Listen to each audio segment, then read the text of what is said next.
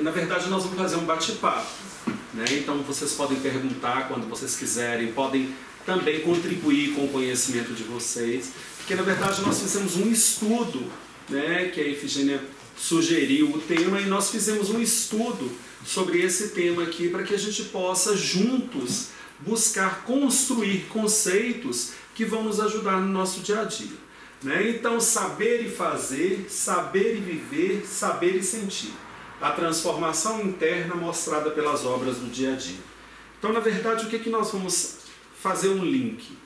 Nós vamos fazer um link da nossa necessidade de nos transformar intimamente e utilizar o trabalho como crédito dessa formação. Nós vamos saber como que nós vamos aplicar, porque não se acende uma luz e coloca debaixo do alqueire, não é isso que o Evangelho nos fala? Então a gente não adquire o conhecimento para ele ficar aqui debaixo, a gente adquire o conhecimento para quê? Para que ele possa iluminar as pessoas que estão à nossa volta. E a caridade é isso, né? A caridade é a necessidade de nós colocarmos em movimento os sentimentos que aprendemos, não é verdade? Então vamos passar aí a primeira? Olha para você ver, qual a maior necessidade do homem? Emmanuel, no livro O Consolador, nos coloca: como nos tempos mais recuados da civilização morta, temos que reafirmar que a maior necessidade da criatura humana ainda é o conhecimento de si mesmo. Né? Será que nós nos conhecemos? Será que nós sabemos podemos prever quais são todas as nossas reações perante todos os acontecimentos, todas as vicissitudes do dia a dia? Será que nós conseguimos sempre domar o nosso eu interior? Né? Será que nós conseguimos domar aquele homem velho, né, que já está habituado a várias reencarnações, de buscarmos durante tanto tempo aí trilhar pelo caminho da luz, mas ainda estamos esbarrando no materialismo, no orgulho, no egoísmo, né, no cansaço físico e mental, né, porque a gente tem que colocar também isso em pauta. E Santo Agostinho nos coloca que conhecer a si mesmo é a chave de todo o progresso. Se nós não buscarmos esse conhecimento de nós mesmos, nós não conseguimos progredir. Então, se nós não fizermos o exercício da busca constante de conhecer as nossas virtudes e os nossos vícios, por que é importante conhecer as nossas virtudes e os nossos vícios? Porque conhecendo as nossas virtudes, nós temos que fazer com que elas aflorem. E conhecendo os nossos vícios, nós temos que dominá-los, domá-los, impedir que eles se manifestem no outro. Né? Então a gente precisa de buscar esse conhecimento. E Joana de Ângelos nos coloca que superar as más inclinações e submeter as tendências dissolventes, eis o campo do trabalho silencioso e difícil que não pode ser marginalizado. Joana de Ângelos nos coloca que esse é um dos trabalhos mais difíceis da humanidade. É conhecer a si mesmo. É buscar em si. Pensem como que os nossos governantes estariam agindo bem melhor. Pensa no nosso lar. Quantos problemas nós teríamos evitados? Pensa no nosso grupo espírita. Como nós teríamos evitado muitos conflitos, muitos problemas, para que a gente pudesse compreender a nós mesmos. Né? E para que se logrem resultados positivos, o empreendimento exige disciplina e resolução firme, cujas resistências se aurem no estudo da doutrina do Mestre, na prece e na meditação, com a atitude constante da caridade, que faz desabrocharem os tesouros que jazem no Espírito. Gente, isso é muito importante, caridade. Se nós formos olhar, muitas vezes a gente fala assim, caridade. Aí a primeira coisa que vem na nossa cabeça é o quê? Vamos lá, vamos participar. Quando a gente fala de caridade, qual é a primeira coisa que vem na nossa cabeça? Doar uma cesta básica. O que mais? Aqui, na Alemanha. Visitar velhinhos. Visitar um velhinho. Por exemplo, e conversar com eles. Conversar com eles. O que mais? Emprestar o ouvido para quem está com problemas. Emprestar o ouvido para quem está com problemas. O que mais? Olhar para os fugindo, não ter medo que eles possam ser estranhos e não se aceitam, como é o maior problema que existe aqui, agora na Europa em relação a olhar para o nosso próximo e ter aquele medo de que ele é estranho. Né? Justamente. A caridade ela pode ser expressa de várias formas. Mas o trabalho no bem, ele edifica o homem. Nós fomos em um congresso em Honduras, que uma palestrante, ela tinha formado em medicina, e o TCC, né, o TCC é o trabalho de conclusão de curso, né? Lá no Brasil a gente chama TCC, aqui eu não sei como é que chama. Ela provou cientificamente que as pessoas que têm o hábito de fazer o bem não adoecem. Ela provou cientificamente, ela fez o trabalho e foi aceito para a conclusão do curso, que todas aquelas pessoas que têm o hábito de fazer o bem, elas não adoecem. Como que ela provou isso? Ela mostrou, olha, Maria de Magdala, ela pegou lepra, foi para o Vale dos Leprosos, quando ela... Maria de Magdala não. Maria Madalena. Alguns chamam Magdala. Ela foi para os leprosos e ela se curou. E ela viveu ali naquele meio durante muito tempo. No final da vida, que ela pede para Jesus a voltar a ter a doença novamente. E aí ela fez outro estudo com aquela... a Madre Teresa de Calcutá. Porque no meio daquela peste, ela, em momento nenhum, ela contraiu nada da peste. Ela vivia no subúrbio. E ela foi mostrando por A mais B. Ela mostra cientificamente que o magnetismo que nos envolve quando nós temos sentimentos bons impede que qualquer vírus ou bactéria se desenvolva no seu corpo. E ela prova cientificamente que isso existe. Então aí é o primeiro exercício de nos conhecer nós mesmos. Se nós estamos pegando uma gripe, está faltando trabalho no bem. Se nós estamos sentindo uma dorzinha, está faltando trabalho no bem.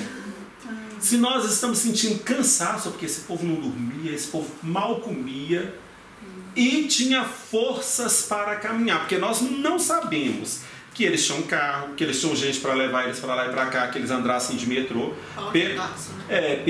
Pelo que nos falam, era caminhando. Dormindo no mato. Em idade avançada.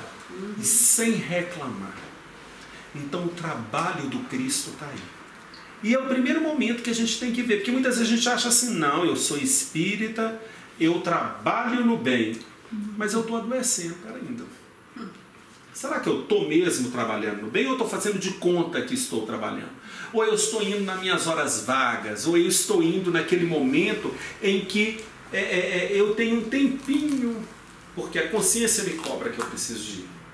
Ainda bem que nós estamos acordando, mas nós precisamos crescer. Nós precisamos evoluir.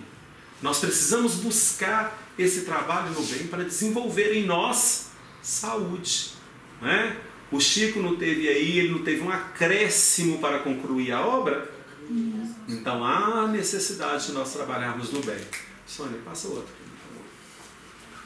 Então aqui, tem coragem de autoanalisar-te.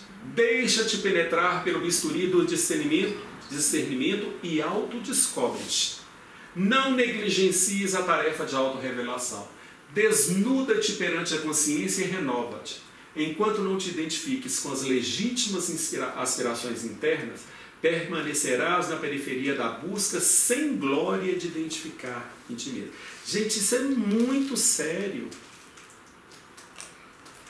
É aquelas pessoas que ficam sentadas só buscando conhecimento, só buscando se analisar, esperando se transformar. Reconhece-se o verdadeiro espírito? O esforço que ele faz. Pela sua transformação. Não é pela transformação moral, é pelo esforço que ele faz. Então isso é muito importante. Então, o autoconhecimento faculta o esforço por superar as dificuldades e lutar contra as imperfeições. Todos nós temos imperfeições. Todas as pessoas conseguem saber quais são as nossas imperfeições. É verdade. Porque, infelizmente, o nosso olho, ele não é um olho bom. Porque se fosse bom, a gente via o outro e via o quê? Só o que ele tem de bom. Não é? Eu sempre conto essa historinha de Jesus para os jovens. Né? Jesus ia passar lá com os apóstolos e tinha um cachorro morto, e estava de decomposição, fedendo muito, e os apóstolos vêm rápido, mestre, vamos desviar o caminho. Tem um cachorro ali que morreu, está em decomposição, as larvas comem as carnes, já está putrefazendo. E aí Jesus faz de conta que não ia, e começa a caminhar. E os apóstolos todos, né, ao passar, tampam para não sentir o cheiro. E Jesus passa, olha para o cão e fala que belos dentes ele tinha. Né? Olha que lição maravilhosa. Ele não viu cheiro, ele não viu larva, ele viu o que tinha de positivo naquele cão. Nós não. Nós identificamos primeiro tudo o que há de negativo. E depois a gente ainda luta um tempão para tentar encontrar uma virtude.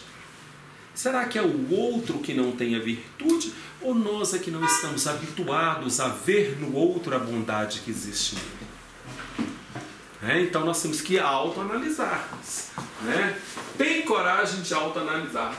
Torna-te terapeuta de ti mesmo. O que isso é importante, gente? Torna-te terapeuta de ti mesmo. O médico que você precisa é você mesmo. O médico que nós precisamos somos nós mesmos. Não é ninguém a nos apontar quais são as nossas dificuldades. É nós é que temos que descobrir e avaliar essas nossas dificuldades. Jesus é o nosso modelo. Não sabemos como fazer? Olha o nosso modelo. Jesus. Numerosos filósofos hão compendiado as teses e conclusões do Espiritismo no seu aspecto filosófico, científico e religioso. Todavia, para a iluminação do íntimo, só tendes no mundo o Evangelho do Senhor, que nenhum roteiro doutrinário poderá ultrapassar. Ninguém pode ultrapassar esse ensinamento. E ele é mais do que atual. Eu falo que ele é até futurista, porque nós não conseguimos compreendê-lo até hoje. Ou se compreendemos, não praticamos. Não é verdade? Olá, seja bem-vinda. Então, há uma necessidade de nós buscarmos esse conhecimento. Jesus é o modelo, Jesus é o guia. Se nós tivermos coragem de praticar os ensinamentos do Cristo, nós vamos ser cristãos. Porque nós falamos que somos cristãos. Mas o que é ser cristão? É praticar o ensinamento do Cristo. Então, nós temos praticado? Isso é uma reflexão para cada um, que a gente precisa de se avaliar. É um trabalho permanente e metodizado. A necessidade imediata dos arraiais espiritistas é a do conhecimento e aplicação legítima do Evangelho em todos quantos militam nas suas fileiras. Então, dentro do Espiritismo, nós precisamos de ser irmãos. E arregaçar as mangas, gente. Há trabalho em todos os lugares. Cada país com a sua particularidade, cada local com as suas particularidades, mas o trabalho existe. A humanidade sofre. A humanidade está sedenta desses conhecimentos e desse amor. Nós não podemos ficar parados enquanto a necessidade, as pessoas precisam disso. E são todos eles que precisam. A gente sempre comenta com o pessoal. A gente, na Suíça, principalmente que é aqui perto, é tudo muito escuro nessa época. Isso deve dar um sentimento de depressão incrível, porque você não vê luz, você não vê cor, as árvores caem-se todas as folhas, e aí as pessoas já têm essa tendência de se interiorizar, mas nesse interiorizar, será que nós vivemos o remorso ou será que nós meditamos na melhora? Será que nós temos o hábito de boas leituras? Leituras que nos elevam? Ou será que nós temos hábitos que nos deprimem? Então tudo isso tem que ser avaliado. O que nós estamos, o que tem de bom para a nossa população? O que essas pessoas precisam de bom para poder crescer, para ter outra perspectiva de vida? Por que existem tantos brasileiros aqui? Falo tantos brasileiros. Por que o mundo se misturou de tal forma que temos toda a gente de todo lugar em todos juntos? Por que nós estamos perdendo muito as características né? Porque os brasileiros daqui não são nem brasileiros nem alemães. Os alemães que vão para o Brasil também não são brasileiros nem alemães, porque adquirem um pouco de cada cultura, porque na verdade nós somos um povo só. Não deveríamos ter distinção de credo, de raça, somos irmãos, né? E como irmãos temos o mesmo sentimento, necessidades diferentes, mas o sentimento, a necessidade do sentimento é um só, porque Jesus, quando ele veio, ele simplificou toda a lei do amor. E ele não falou que a lei do amor era para a Ásia. A lei do amor era mundial. E o Evangelho está aí, futurista. Isso aí, André, no livro de libertação, deixa bem claro, né? À medida que a humanidade for evoluindo, nós não vamos vamos mais pertencer a uma pátria. Hoje nós pertencemos ao Brasil, outros à Alemanha, outros à Itália. Nós temos esse patriotismo, que isso aí ainda é necessário para nós disciplinarmos os nossos sentimentos. Mas à medida que vamos evoluindo, nós não vamos ter pátria, não seremos brasileiros, não seremos alemães, não seremos ingleses, né? Nós somos a humanidade, nós somos filhos do mesmo pai e irmãos. Né? Então, que por enquanto, sim, na nossa etapa evolutiva, sim. Mas o futuro nosso, com o desenvolvimento da humanidade, nós não teremos mais pátria. Nós pertenceremos a todos.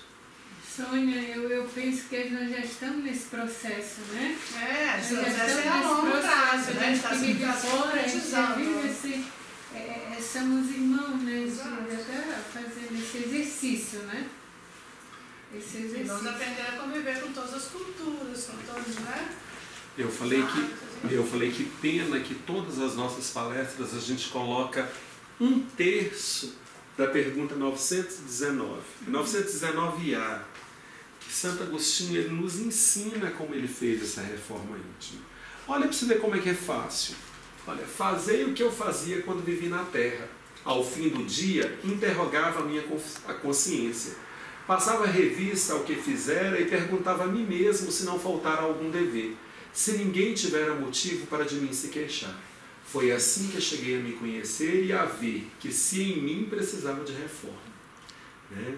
Olha para você ver que interessante o que Santo Agostinho fazia. Né? Ao fim do dia, ele fazia. Ele parava e falava assim, o que eu fiz hoje? Que pessoas que eu encontrei? Será que eu cumprimentei todo mundo?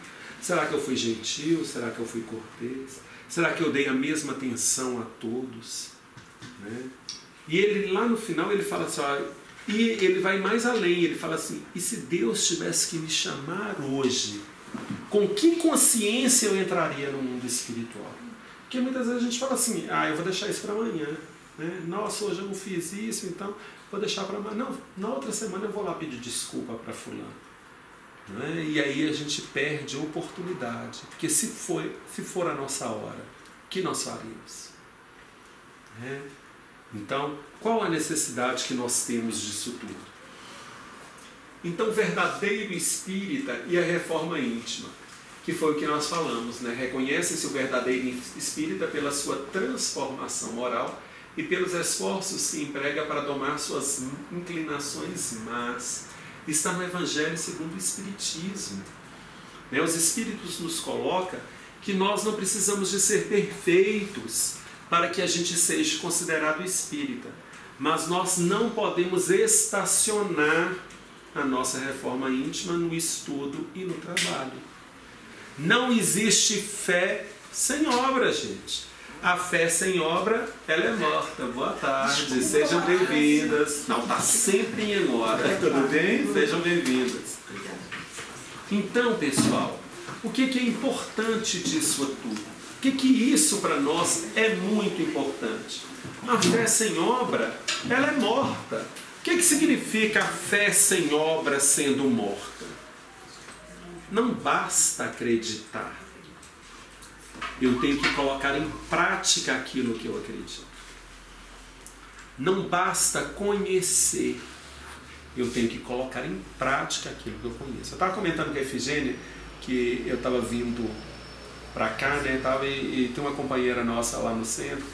Eu gosto de conversar muito com ela. A gente sempre conversa. Ela veio até um ano, a Maria Nilce. Então a gente estava conversando e ela falou assim, Adriana, nós conhecemos tudo de Espiritismo. A gente já leu as obras de Kardec todas, já lemos Emmanuel todas, já estamos terminando as obras de André Luiz. Se você perguntar sobre todos os assuntos, a gente fala. Mas o nosso sentimento não conhece nada do Espiritismo. Não é? Então o que significa isso? Nós temos toda a teoria, mas nós não sentimos a teoria. Porque a teoria era muito simples sentir. A doutrina espírita ela fala de amor e caridade. Ela fala de sentimento elevado e trabalho em benefício do próximo. Adriano, talvez seja esse um grande portal para a gente, nós espíritas aqui nessa sala, por exemplo, podemos pensar que nós sabemos muito, não no sentido de vaidade, mas o sentimento continua ainda frio. Talvez uma grande reflexão para o futuro e para nós mesmos é como acionar esse sentimento. Eu estou falando para mim mesma, como eu me cobro muito nesse aspecto.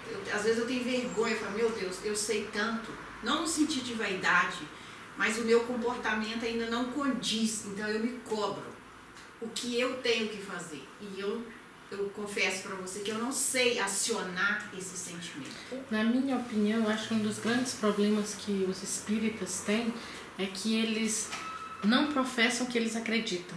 Porque a gente fala o tempo inteiro, fala, mas de verdade a gente não acredita. A gente não sente. É isso. Não acredita mesmo, porque você vê, olha, eu conheço espíritas que na hora final de alguém deles, eles entram em parafuso. Eu digo, mas a gente não sabe ter uma vida além de lá, a gente vai chorar com saudade.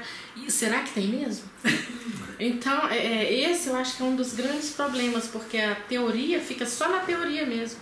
É bonitinho sentar aqui e ouvir, cala o nosso coração, como você falou, mas será que eu acredito naquilo que eu estou pregando, naquilo que eu estou confessando? Isso que ela colocou é importante, mas isso a gente vivencia uma vez ou outra. Hoje eu passei uma situação que me fez refletir muito. Eu tinha uma senhora sentada pedindo um dinheiro. Duas, né? E todo mundo passou e fez de conta que ela não existia. Ajoelhada pedindo dinheiro. E depois que eu passei, me deu uma dor no coração. Mas a gente fica naquela situação assim. Eu acho que a gente está se escondendo atrás dessa situação, né? Se eu der, o que vai acontecer? Será que é permitido? Não é permitido? Porque dizem que tem tantas leis, tanta coisa que a gente não sabe. Na Suíça é proibido, né? Uma vez na Suíça chamaram a atenção nossa. Aqui também, né? Proibido, não pode dar assistência social. Proibido não, dá quem pode, dá quem quer. E esse é o problema aqui de muitos alemães, muitos amigos meus que eu vejo, toda vez que eu vou dar 2 euros para uma pessoa que está na rua, eles dizem, não ajuda essas pessoas, não apoia eles a estar ali sentados no chão.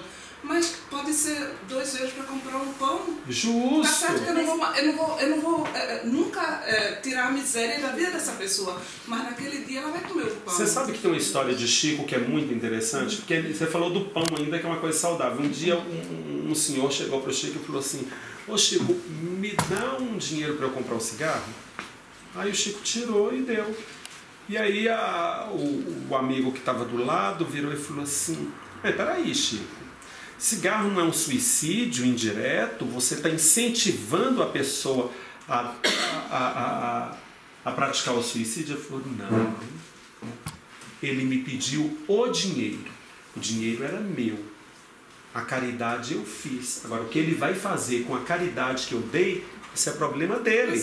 Então, não cabe a nós julgar o que a pessoa vai fazer. O sentimento de doar, ele tem que ser verdadeiro e ele tem que chegar até a pessoa, que muitas vezes vai dissolver todo aquele vício. Porque a esmola, ela humilha. Não é isso que o Evangelho nos fala? A esmola, ela humilha, mas a caridade, ela acalenta os corações. Então o trabalho no bem, quando ele é feito com amor, com esse sentimento, esse sentir o amor, ele acalenta, ele transforma quem recebe.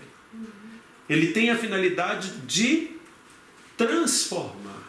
E quem doa também. E quem doa recebe muito mais. A gente sempre brinca com os jovens lá, que a gente só pode doar aquilo que a gente tem em abundância. Então fazer o bem é muito bom, porque você só vai conseguir doar com amor quando você estiver repleto de amor. Porque você não doa aquilo que você não tem.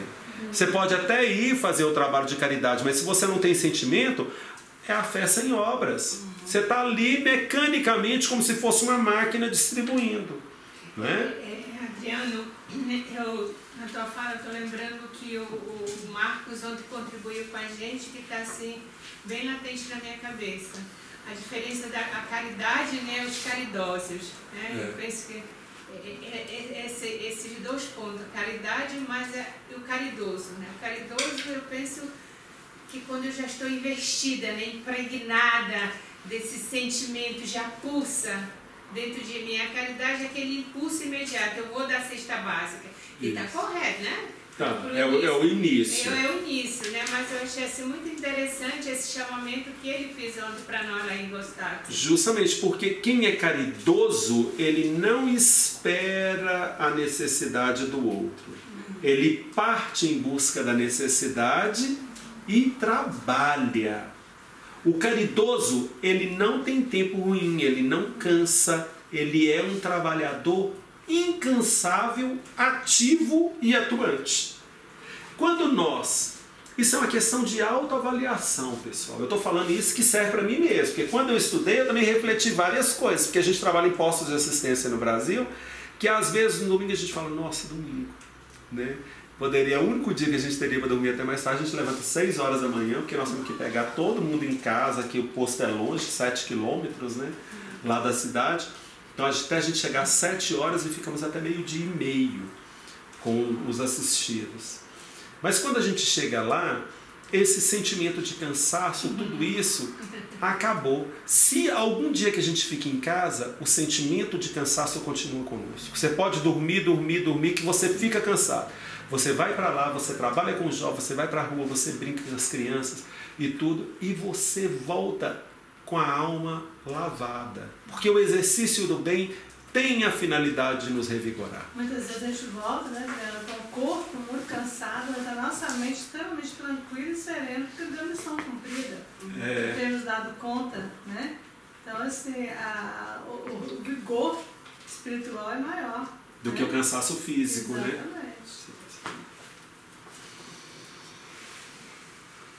Então vamos lá, pode passar mais um, Sandra.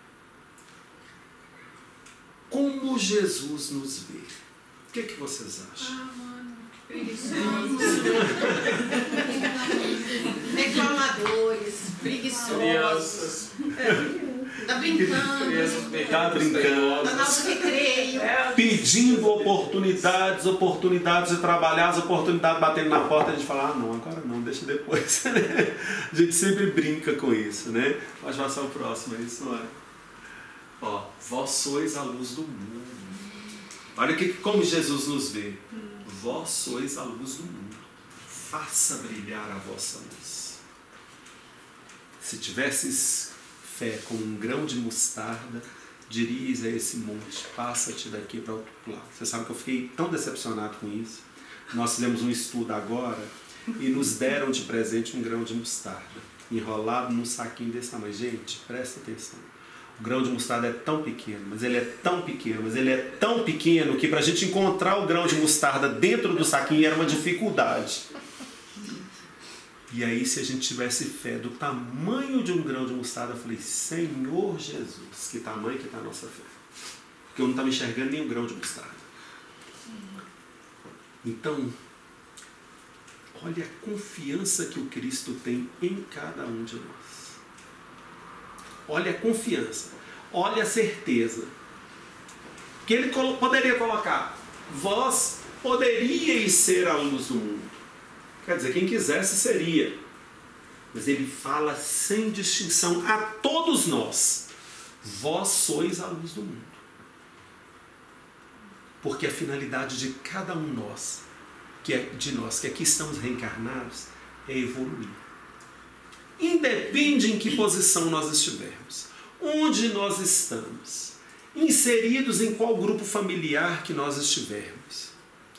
A finalidade de todos nós é a evolução.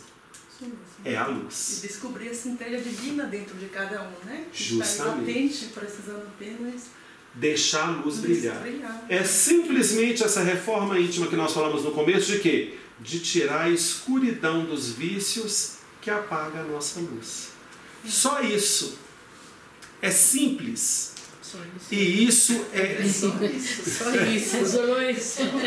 Gente, Sempre e isso mais é uma difícil. missão, segundo Joana de Ângeles, intransferível. Segundo Joana de Ângeles, ela fala, a reforma íntima, ela é intransferível. É cada um com a sua. Em grupo, nós podemos servir de exemplos um para o outro. Porque de repente eu falo assim, nossa, mas essa dificuldade que eu tenho é tão difícil de combater, mas eu vejo o outro do meu lado fazendo o quê? Exercitando a virtude desse meu vício. Eu falo assim, mas como ela consegue? Né? E é aí que eu tenho forças para lutar. Então viver em comunidade é importante. Estarmos juntos, termos um grupo fraterno. Por isso que a técnica do começo de um ajudar o outro, né? É justamente isso daqui. A necessidade não era esperar que o outro pedisse. Era você ver a necessidade do outro e partir de encontro à necessidade do outro e ajudar. Essa era a finalidade da técnica. Não é? Meu irmão está em dificuldade, para que se eu posso acalentar a sua dor, para que eu vou deixá-lo sofrer? Eu vou partir de encontro a essa necessidade e vou trabalhar arduamente para que possa fazer essa necessidade acabar. Adriano, só um minutinho. Ou a gente faz uma pausa, então nós vamos direto, sem pausa. Já tá. Já deu uma hora. Já tem Que a maioria desejar, a gente vai sem pausa. Então vou fazer uma coisa. Eu vou fazer 15 minutos a mais e aí a gente para. Ah, então desculpa. Então tá. Hã? Desculpa. Mas foi 3,5. Você tem ainda 20. 20 minutos? Então vamos aqui, ó. Quem somos? Né? Porque nós somos cooperadores de Deus. Vós sois a lavoura de Deus e edifício de Deus. Está em Paulo, Coríntios. Somos todos cooperadores. Então, na lavoura divina, cada um de nós tem um trabalho. Na lavoura divina, cada um de nós tem uma função. Vamos mais rápido, é isso? Pode Não, passar. não corre não. Tá? Pode? Não. E fica sem É pausa. porque eu- não, é porque eu... Ninguém quer pausa, a gente quer beber do seu sabor, do seu conhecimento. Vamos tirar a pausa. Então, Virtual agora. Então, quem são os tipos de espíritas que nós conhecemos? Não é? Ora, está em Técnicas de Viver, de Kelvin Van Dyne. Né? Os amorfos se escondem na inércia. Os indecisos acompliciam taticamente com as sombras. Os definidos agem. Né? São os 3 tipos. Então, os primeiros, os amorfos, se petrificam. Ficam parados, quietos. Os segundos sorriem. Estão no meio do trabalho, mas não fazem nada, só sorriem. Né? Bonitinho, né? E os terceiros trabalham. Né? Então, isso daí, gente, é para a gente se identificar. Se só existe 3 grupos de espírita, nós que nos consideramos espíritas, nós estamos em um desses 3 grupos. Ou nós estamos paradinhos, só absolvendo estudo, só meditando, só absolvendo, só meditando.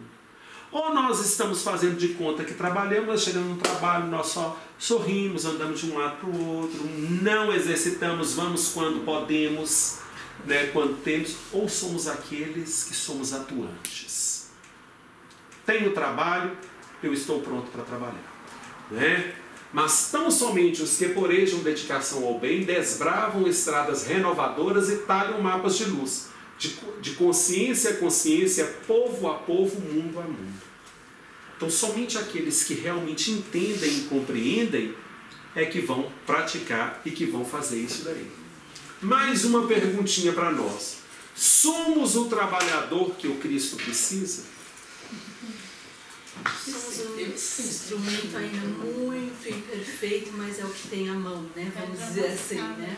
Justamente. Somos o trabalhador que o Cristo precisa? Vamos ver aí, Sônia.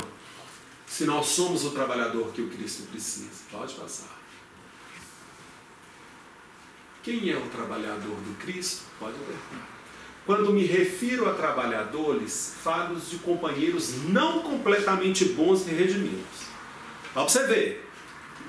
Quando me refiro a trabalhadores, não falo dos companheiros não completamente bons e redimidos. Em geral, são entidades em débitos, mas com valores de boa vontade, perseverança e sinceridade. Foi André Luiz, Missionários da Luz, que falou por isso. Quem são os trabalhadores? Nós não estamos falando aqui dos grandes nomes que estiveram na Terra. Nós estamos falando de Divaldo, nós estamos falando de Chico, nós estamos falando de nós, povão, né? Nós que não temos ainda qualidade moral como eles tinham, né? Porque o Chico sentava, o Chico falava baixinho, como ouvia todo mundo. A gente grita, grita, grita e a maioria ainda fica disperso, não é? Porque não é a altura da voz que vai chamar a atenção. É a ação do que estamos falando é que vai mover. Porque quando a gente fala daquilo que a gente pratica, a gente magnetiza todos, né? Nós estamos falando aqui do trabalhador do Cristo na casa espírita, pelo que eu estou vendo aí, né? Não, mas o trabalhador do Cristo, de uma forma geral, todos nós somos dentro da casa espírita e fora da casa espírita. Porque a casa espírita, ela não pode ser entendida como esses 4 paredes. Né? A casa espírita, na verdade, é o grupo que nós pertencemos. Eu falo porque faço um trabalho na psiquiatria e eu percebo como é gostoso doar-se, né? Uma parte de si mesmo. E não tem nada a ver com o espiritismo em termos de o passe, o atendimento fraterno, mas eu sinto como é gostoso trabalhar através do Cristo, doando um pouco de si para as pessoas carentes. E o magnetismo é justamente isso. Você percebe assim, quando o Cristo, que muitas vezes a gente fala assim, mas o Cristo curava as pessoas, né? Então você imagina o Cristo fazendo uma palestra e curando as pessoas.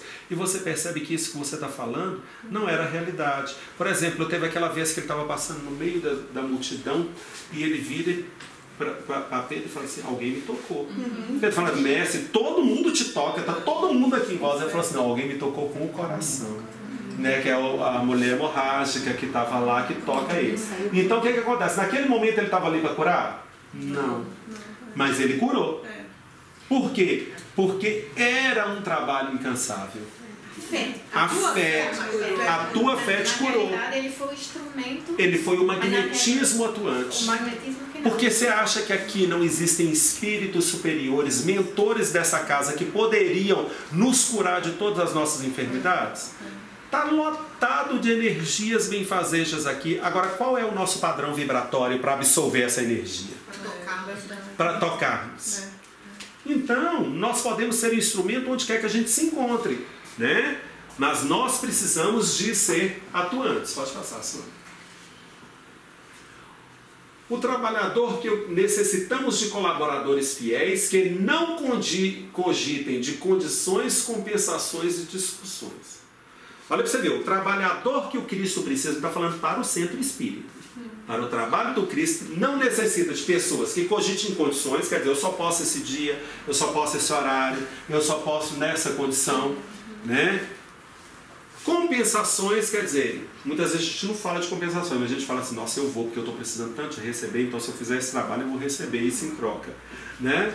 E também de discussões, que chegue e que não contribua, que dissipe as vibrações, né?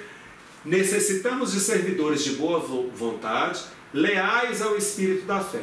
Não serão admitidos que não desejarem conhecer a glória oculta da cruz do testemunho. Nem atendem aqui os que se aproximam com objetivos diferentes. E ninguém espere subir espiritualmente sem esforço, sem suor e sem lágrima. Está em Os Mensageiros de André Luiz. Então, o nosso trabalho não é trabalho de flores, pessoal. Nós vamos ficar felizes, mas nós vamos ter espinho, nós vamos ter cutucões, nós vamos ter obstáculos para chegar aqui, vamos ter dificuldades para chegar aqui, vamos ter que abrir mão de outras coisas para estarmos aqui. Mas se nós queremos crescer, se nós queremos sermos chamados trabalhador do Cristo, olha para você ver, não serão admitidos os que não desejarem conhecer a glória oculta da cruz do testemunho. A nossa cruz ainda é muito pequena. Nós ainda não estamos sendo apedrejados em praças públicas. Nós ainda não estamos sendo crucificados em praças públicas. Nem temos condição moral para isso, né? Nós não chamamos. A nossa luz é tão fraquinha que ainda não está fazendo esse papel, não. Mas a gente tem que abrir a cabeça de que nós precisamos de trabalhar. O trabalho existe. O trabalho na casa espírita, ele é contínuo. Nós não podemos nos esconder atrás de conhecimento. Nós não precisamos... Ou das dificuldades. Porque as dificuldades, elas, na verdade, elas nos salvam. Nós gostamos dela. Porque as pessoas não podem falar: ah, eu não vim porque o trem quebrou. Eu não vim porque estava chovendo. Na minha cidade, então, quando chove, ninguém vai em nada, né? Porque lá só chove 2 vezes no ano, né? Então ninguém costuma com chuva, né? Aí ninguém vai em lugar nenhum quando chove, né? Todo mundo fica dentro de casa. Né? Então é difícil. Ao preparo do mundo espiritual, saem milhares de mensageiros aptos para os serviços. Mas são muito raros os que triunfam. Alguns conseguem executar parcialmente a tarefa. Outros muitos fracassam de todos. O serviço legítimo não é fantasia, é esforço sem o qual a obra não poderá aparecer nem prevalecer. Então, do plano espiritual está reencarnando todo dia. Quantas crianças e quantos jovens estão aqui na Alemanha, alemãs, que precisam de conhecer esse trabalho para desenvolver essa centelha dentro de si. Olha aqui. Muitos vão triunfar parcialmente, mas a maioria vai fracassar, porque, olá, tudo bem? Tudo bom? Seja bem-vindo. Olá, tudo bem? Então, muitas vezes o trabalho do Cristo, ele é difícil, ele é complicado mesmo, e nós precisamos nos atentar a isso daí. Sônia. Olha, a primeira coisa que nós precisamos desenvolver em nós é a união. Né? Passa aí, Sônia. Clica de novo. Reúnem-se milhões de gotas e criam a fonte. Congregam-se milhões de fagulhas e formam-se um incêndio. Pensa um pouco e entenderás que é sempre muito fácil ajuntar os interesses na terra e fazer a união para o bem da força. Mas apenas entesourando as qualidades do Cristo na própria alma é que nos será possível, em verdade, fazer a união para a força do bem. Temos que estar juntos? Sim. Juntos somos fortes. Mas se juntos vivenciarmos o trabalho do Cristo, seremos invencíveis. Se juntos, se praticarmos a caridade, seremos invencíveis. Né? Perseverança. Olha o Chiquinho aí. Vamos lá, passa aí para nós. Ó, insiste na perseverança das realizações a que te vinculas, sem permitir-te diminuir a intensidade que eles conferem. Serve e persevera, mesmo que a multidão escarnecedora se volte contra o teu trabalho. Isso é o que o Chico falava. Mesmo que esteja todo mundo contra você, se você está no trabalho do Cristo, se você não está fazendo mal a ninguém, persevera, meu irmão. Persevera.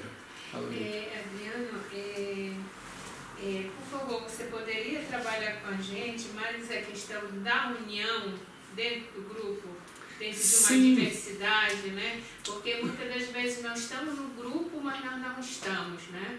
Nós estamos minando contendas, né? Que é normal na nossa diferença. Gostaria que você trabalhasse isso. Por que isso acontece, pessoal? Porque nós ainda não entendemos o amor.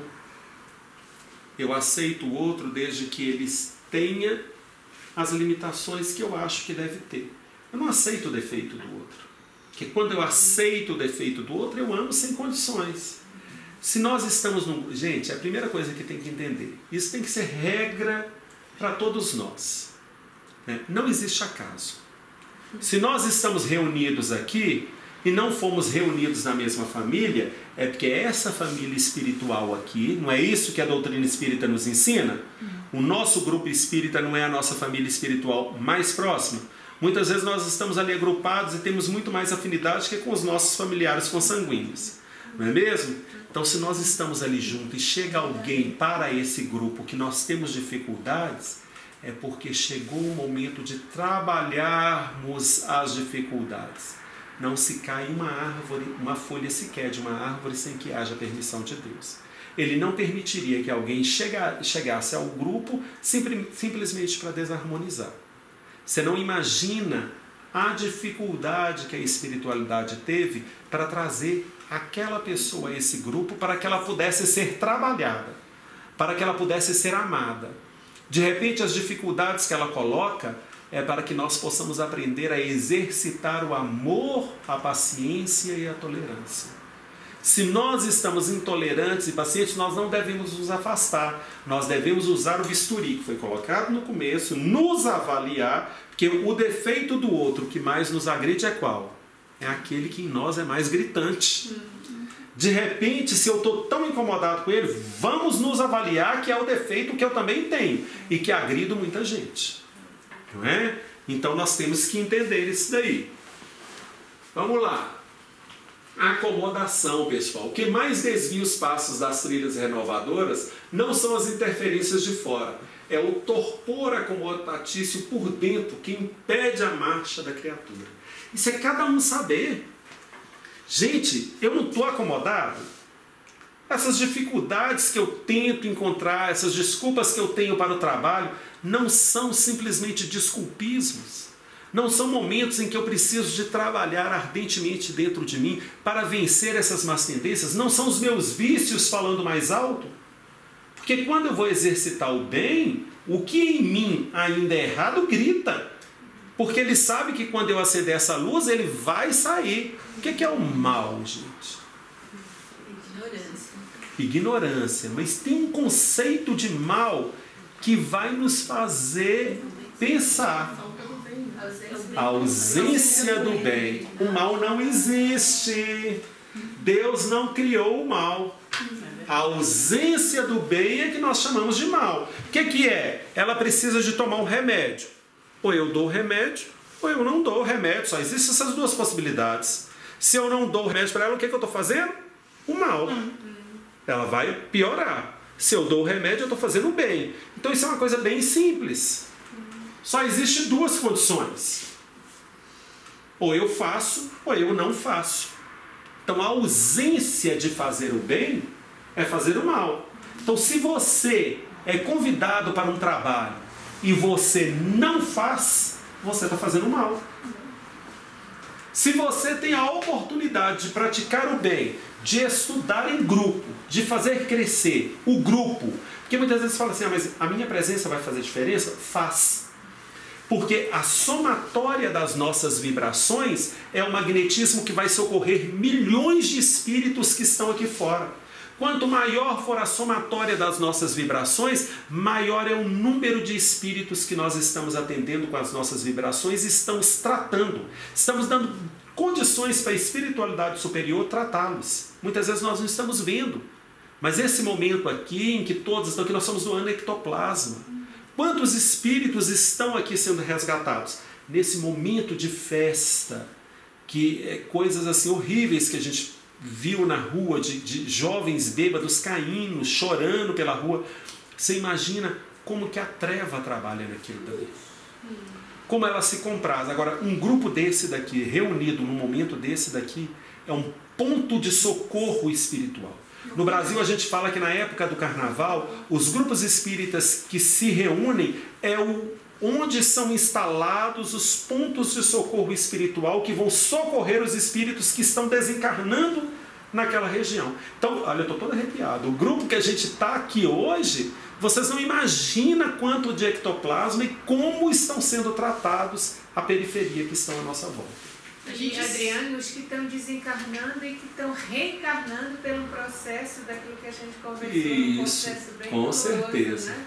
Você queria falar, Eva? A gente sente isso nas nossas pequenas reuniões da segunda-feira, como que todo o material de ectoplasma é colhido e levado. Quer dizer, nós somos doadores daquela memória. Com certeza.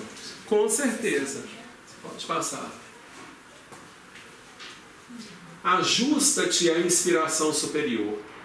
cala qualquer propósito de destaque, silenciando exibições de conhecimento, e ajusta-te às inspirações superiores, comentando as lições sem fugir ao assunto em pauta, usando simplicidade e precatando-te contra a formação da dúvida nos ouvintes.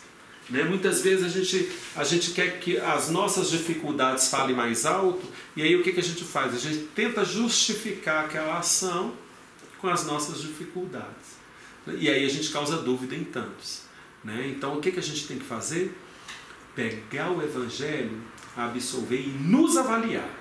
Saber o que nós temos que fazer. Certo? Então, caridade, pessoal.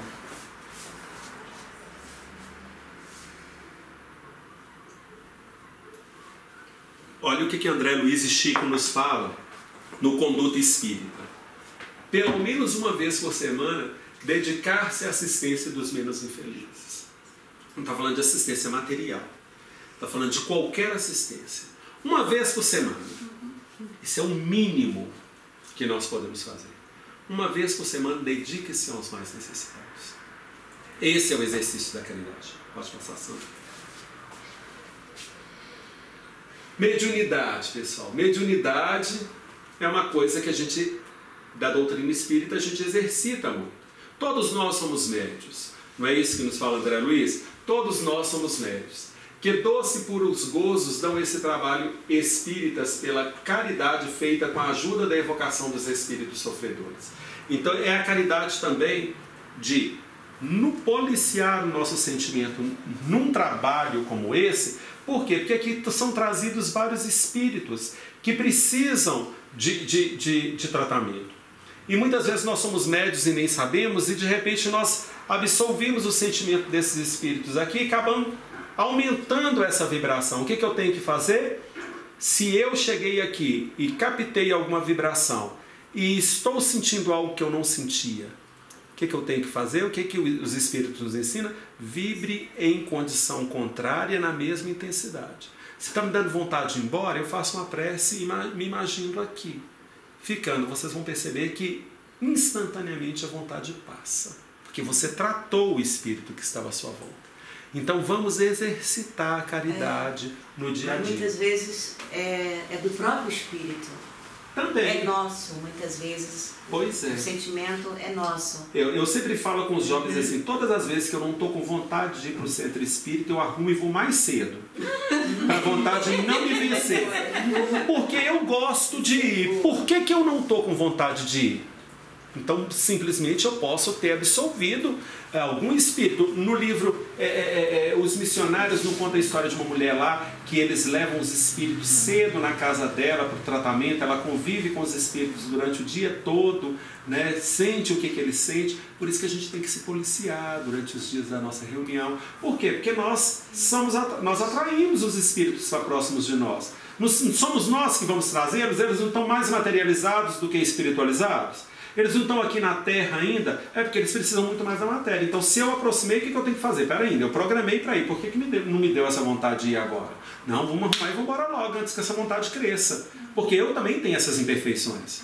Se eu aceitar essa desculpa, o que eu vou fazer? Vou ficar. Né? Tá acabando, pessoal. Tem preço não.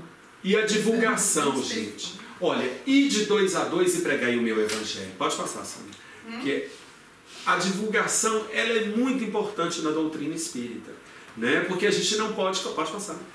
Nós não podemos colocar essa luz debaixo do alqueire, né? Lá no Brasil nós temos vários trabalhos de divulgação.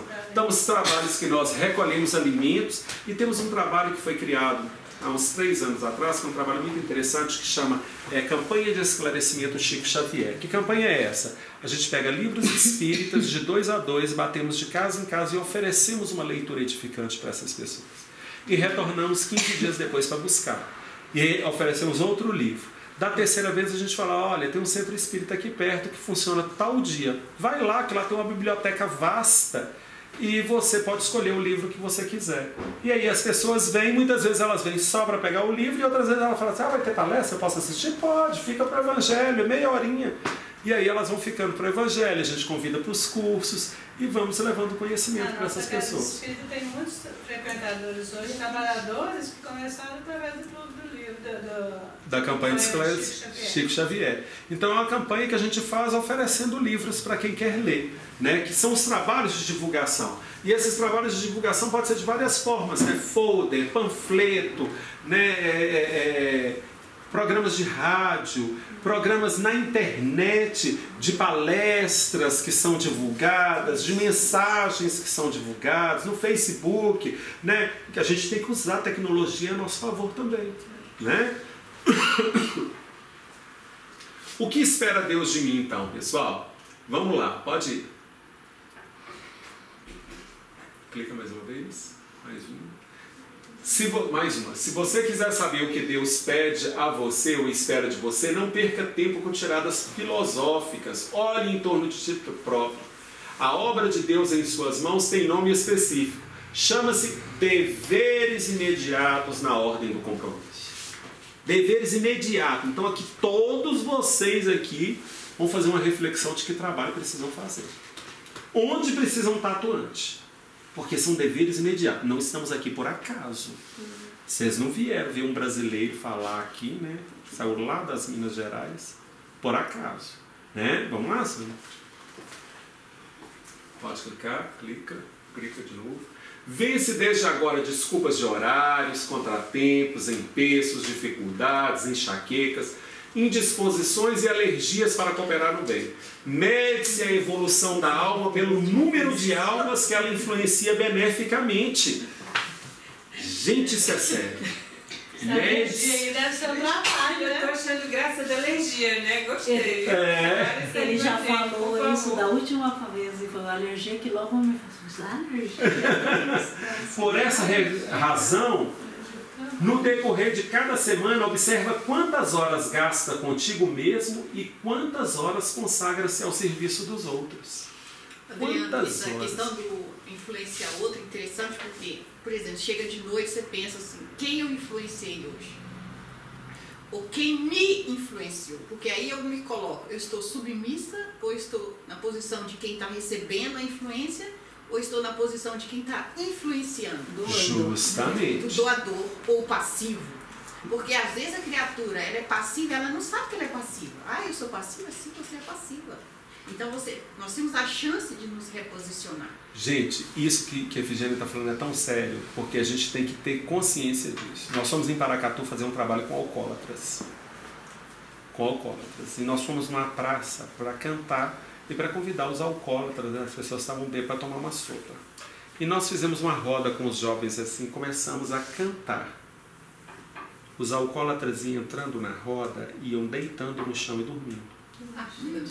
Deitando no chão e dormindo. E o povo todo começou a olhar para a gente e falou assim, não, vamos deixar eles dormindo aqui, vamos para o lado de lá para a gente cantar. E nós saímos e vamos para o lado de lá. A hora que a gente saiu, instantaneamente eles levantaram, começou a cantar, eles entraram na roda de novo e foram dormir. Então eles estavam trabalhando magneticamente. A música, né, é o médium da alegria. Então ela estava agindo magneticamente e tratando aqueles espíritos ali. Você entendeu? Então, quantas almas nós estamos influenciando, gente? E isso que a Efigênia falou é muito sério. Porque eu recebi uma orientação espiritual que o trabalhador do Cristo, ele tem contado no mínimo 10 pessoas por dia influenciar.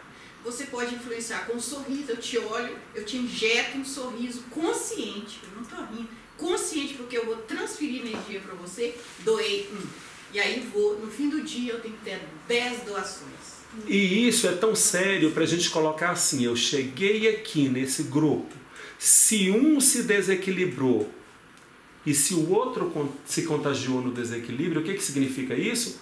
Eu não estou com padrão vibratório suficiente para auxiliá-lo. Eu estou fazendo o quê? Assimilando as energias negativas. Esponja. Justamente. Então nós temos que tomar cuidado com isso também. Tá certo? E... posso te interromper? E Pode. quando isso é inconsciente? Quando isso é inconsciente? Quando você, por exemplo, numa casa espírita, você senta e de repente eu começo a sentir o que ela está sentindo. Aí é o que nós chamamos de mediunidade. né? Você está captando o que ela está sentindo.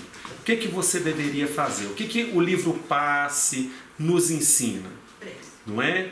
A prece, ela tem a condição de abarcar a multidão de erros que nos envolve. Se você começou a sentir a coisa que você não estava sentindo, eleve o seu pensamento e saia do padrão vibratório. Porque o que é mediunidade? A gente sintoniza no mesmo campo vibracional. Eu só vou captar dela se o meu padrão vibratório baixou. Porque se eu tiver elevado, eu vou dominar o padrão vibratório dela. Eu vou modificá-la. Vou transformar. Agora, se eu cheguei e muitas vezes comecei, estamos no estudo, meu pensamento voou para um problema na minha casa ou para uma outra coisa, eu saí, meu padrão vibratório caiu, eu começo a sentir o que ela estava sentindo. Então eu estou a multiplicar o que há de errado. O que nós temos que fazer? Aumentar o padrão vibratório. Talvez para a pessoa que sente, igual a Edna está colocando, vai servir como referência para ela saber que ela está embaixo do padrão vibratório. Justamente. É como se fosse assim, é a vida querendo dizer para você, olha, você também está baixo. Leve-se, né? Bom, deixa esse Então, para a gente... Isso que é importante, mas fala você contribuir com a gente, com o grupo, é importante. É uma sensibilidade que eu na época que eu estava na Federação Espírita, eles faziam acho que assim, faziam uma espécie de, eu não consigo encontrar a palavra certa, se a pessoa estava com influência espiritual ou material. Fazia um grupo de médiums, a pessoa entrava no grupo e daí saía o diagnóstico. Cada médium sentia e dizia o diagnóstico. E eu tinha essa sensibilidade quando era espiritual. Desde aquela época eu conseguia dizer se era espiritual. E é uma coisa ruim, porque você tem que trabalhar para tirar depois isso, mas é automático. A pessoa encostou em mim, dói a minha cabeça muito forte. Olha, nós temos um trabalho na nossa casa, nós chamamos de corrente magnética. Esse trabalho, o que é que nós fazemos? Esse trabalho é uma doutrinação espiritual mental. Então, por exemplo, eu senti a vibração do espírito, o que imediatamente eu faço? Por exemplo, sentir raiva. Né? Porque tem horas assim que você está assim no meio e de repente dá aquela raiva. O que a gente faz? Imediatamente você vibra ao contrário no mesmo sentimento. Então o que eu faço? Sentir raiva, por exemplo, sentir raiva de Sônia. Eu mentalizo abraçando Sônia, falando palavras de carinho. Imediatamente esse sentimento sai de mim. Não é? Então é uma vibração contrária. Então é uma doutrinação mental que a gente chama. Não é? Porque muitas vezes nós estamos aqui no grupo e isso pode acontecer com qualquer um de nós e não é você o palestrante na hora. Então você tem que sair desse processo de vibração. Então é o que nós aprendemos a fazer. E para nós encerrarmos aqui, pessoal, meus amigos, agradeceis a Deus o haver permitido que pudesseis gozar a luz do Espiritismo. Ajudando-vos a compreender os ensinos do Cristo, eles vos faz melhores cristãos. Então, se nós conseguirmos compreender quem é Jesus, qual foi o papel de Jesus, nós temos que entender que Jesus não está pregado na cruz, não, gente. Isso daí foi um mero acaso. Ali ficou o corpo, os ensinos deles permanecem até hoje, as vibrações do Cristo.